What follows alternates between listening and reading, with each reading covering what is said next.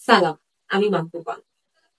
আজ আমি কথা বলবো ফাইনাল ইয়ারের কম্পিউটার সায়েন্স শিক্ষার্থীদের কি কি শেখা উচিত সে বিষয়ে। প্রথমত, কম্পিউটার সায়েন্স শিক্ষার্থীদের শেখা উচিত একটি প্রোগ্রামিং ল্যাঙ্গুয়েজ। যে কোনো একটি প্রোগ্রামিং ল্যাঙ্গুয়েজে তাকে অবশ্যই এক্সপার্ট হতে হবে।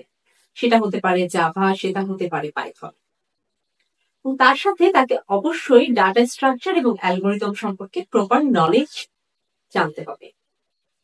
2 নাম্বার, ভার্সন কন্ট্রোল সিস্টেম সম্পর্কে তার যথেষ্ট নলেজ প্রয়োজন, সো দ্যাট সে কোলাবোরেট করে কলিগদের সাথে কাজ করতে পারে।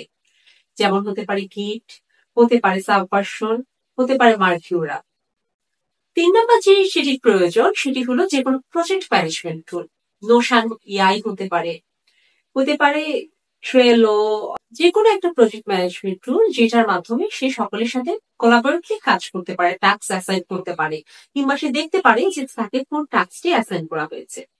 4 নাম্বার হলো একটি ডাটা সিস্টেম শেখা। ডাটাবেজ ম্যানেজমেন্ট যেমন এসকিউএল শিখলে কিভাবে ডাটা পাস করতে হয়, কিভাবে ডাটাগুলো আনতে হয়, সে বিষয়ে সে নলেজ গ্যাদার করতে পারবে। ধন্যবাদ।